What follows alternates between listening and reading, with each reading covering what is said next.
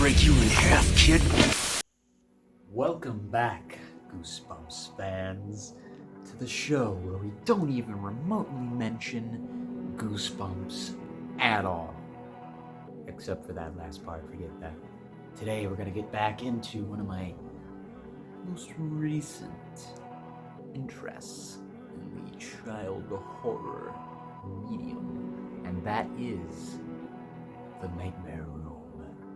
That's right, guys, today we're going to get right back into the Nightmare Room with an episode that is allegedly one of the best episodes in the Nightmare Room itself.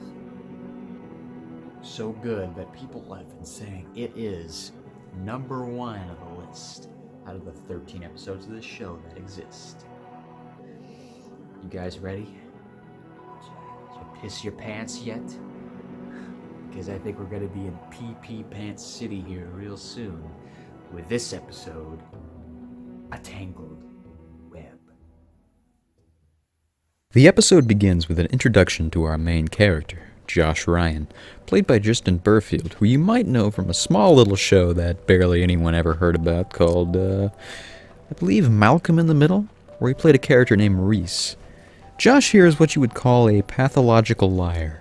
Someone who tells lies for no reason other than to, well, just tell lies. And apparently, he's good at it. At least the episode wants you to believe he's good at it. We'll get to that. Josh is the kind of kid that's been lying for so long that he's got an answer for everything, and manages to nearly avoid trouble from his parents, but is starting to get on his parents' nerves from his low grades.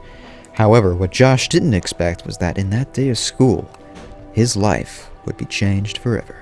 While rushing to get his math homework done in the middle of class, he lucks out by getting a substitute teacher for the class, played by David Carradine from the hit TV show Kung Fu?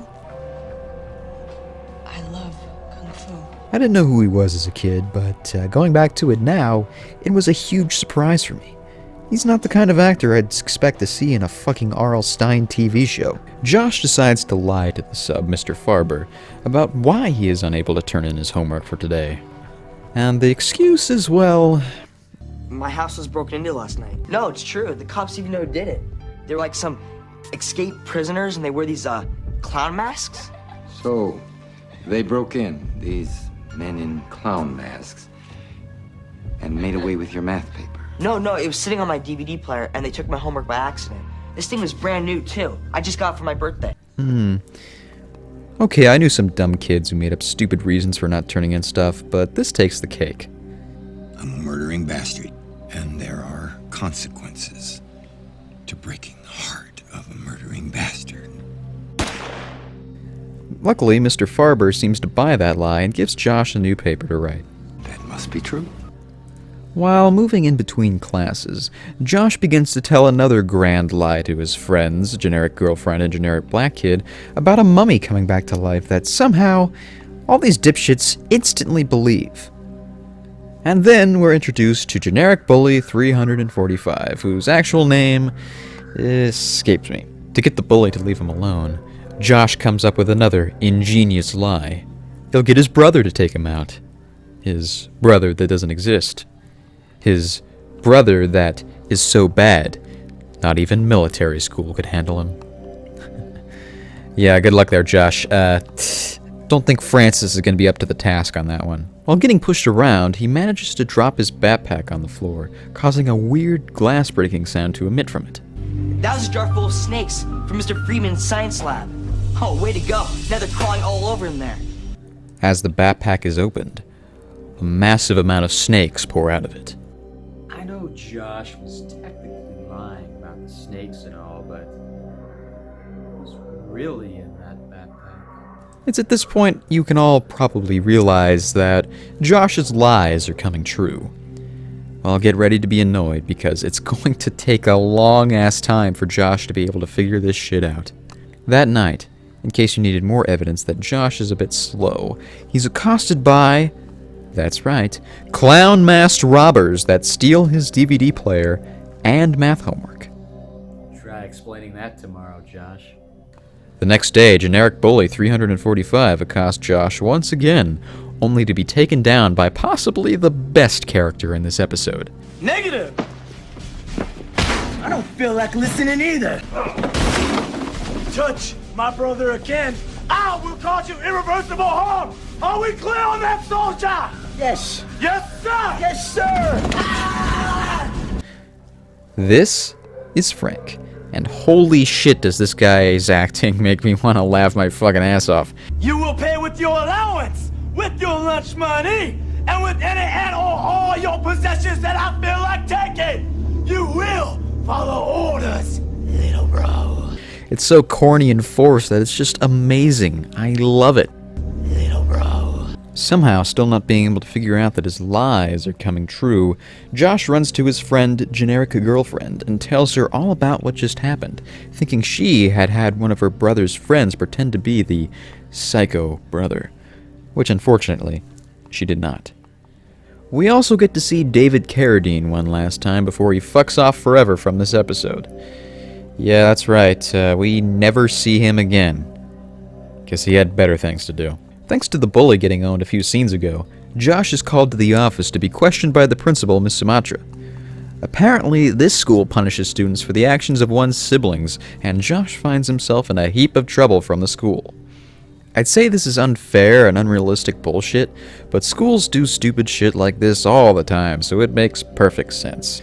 Anyway, Josh lies about his parents being in Hawaii so he doesn't get in trouble, but the principal decides to call home anyway. And surprise, surprise, when he gets home, his parents are away to Hawaii.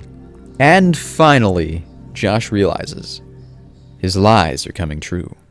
Okay, guys, brace yourselves because this is one of the most insane moments of the episode.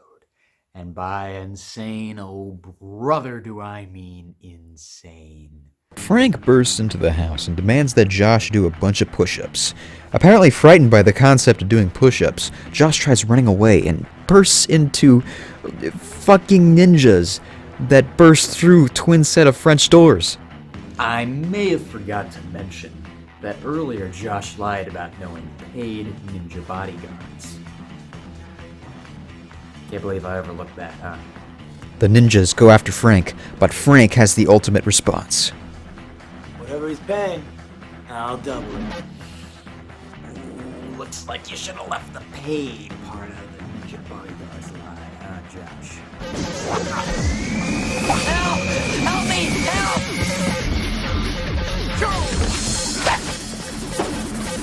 Josh tries making a run for it, but to no avail. He's captured by Frank, the ninjas, and even the clown robbers, as apparently they're all working in cahoots. Holy crap. Frank is a fucking badass, jeez.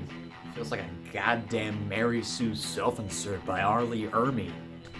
But Josh releases his ultimate power move and wishes them all away by lying to himself. But unfortunately, he accidentally erases the entirety of the human race from the timeline. Everybody's gone. I'm all alone. Panicked, Josh runs around town trying to find somebody, but to no avail. I don't know about you guys, but I'd be taking this opportunity to break into places, steal some shit, do whatever the fuck I want. Of course, Josh does none of that, but, oh well. I do have to mention that the ambiance during this scene is really good. Really enjoyable. I would actually like a track of this.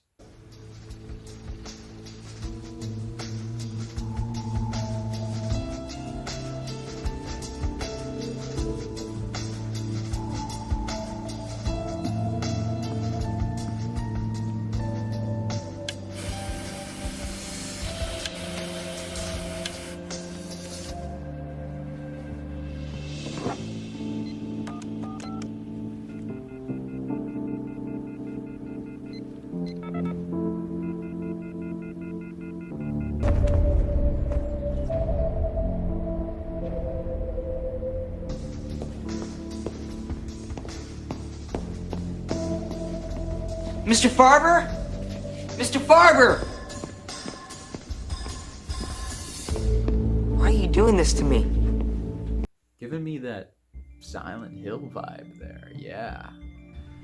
Eventually, Josh realizes that he can wish everyone back into existence, and lies to himself about everyone being back. Except this time, no Frank, no clown robbers, and no ninjas. And everyone magically just appears around the school. All is well. Except for the fact that Josh forgot a few things. I'm gonna break you in half, kid. Sting? Well, it's not John Cena, but I'll consider this a win. For those of you who don't know, Sting is a somewhat famous WWE wrestler.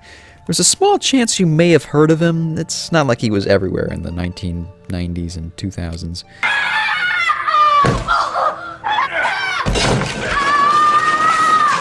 I skipped over this, but earlier Josh had lied to one of his friends about knowing Sting personally, and when Josh's friend tried to get him to give him tickets to Sting's new show, he made up this lie about Sting being pissed at him for giving out his personal email, and then him getting a lot of emails, and so many emails came into his computer that the computer exploded. You what, bro? Oh god.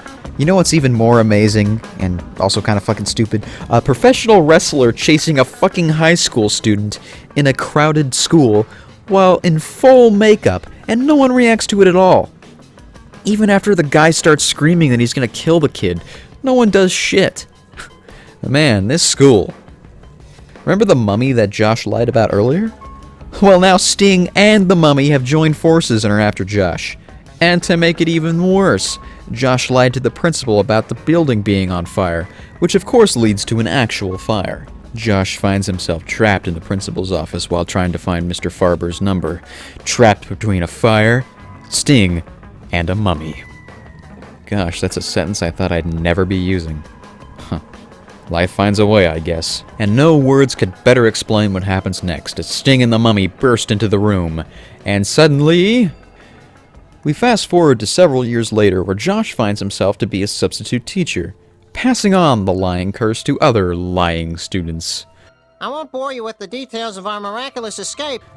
Oh, what a wholesome episode. Isn't this just one big learning rainbow? And that, my friends, was a Tangled Web, considered one of the best episodes of The Nightmare Room. And frankly, I don't really agree with that sentiment. Sure, it was a pretty funny episode, which may have been its intention, but it's a little too campy for my taste. There's a lot of gold moments in this. I mean, how many episodes can say they have David Carradine, mummies, professional wrestlers, ninjas, and whatever Frank is? Absolutely ridiculous. I think that's why people like this. It's just so off the wall that people couldn't help but like it. Hey, I understand that. I know a lot of people that like random humor. Hell, I love random humor. But this one, it's not for me. Frankly, I don't really see what the big problem is in this episode. Basically, he has the power that if he lies, it'll come true. I assume the lies come back to bite him like some sort of monkey's paw, but that's not super clear. The way I see it, I'd love to have this power, having lies come true.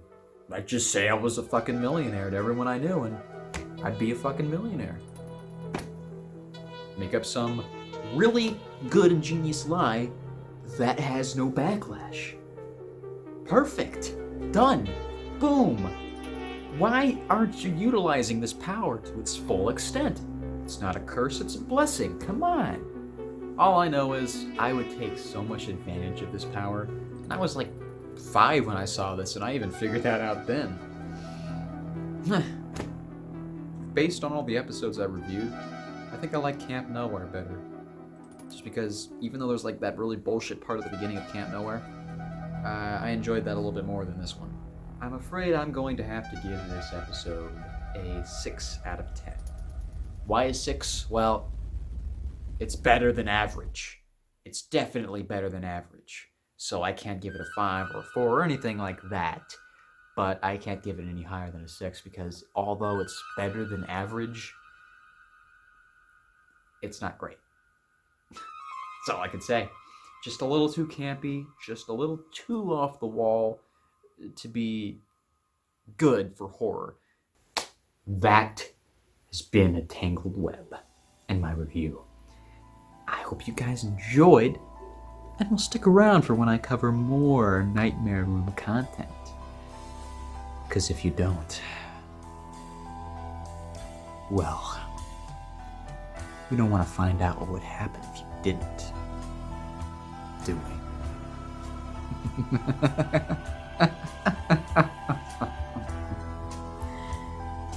Have a scary day.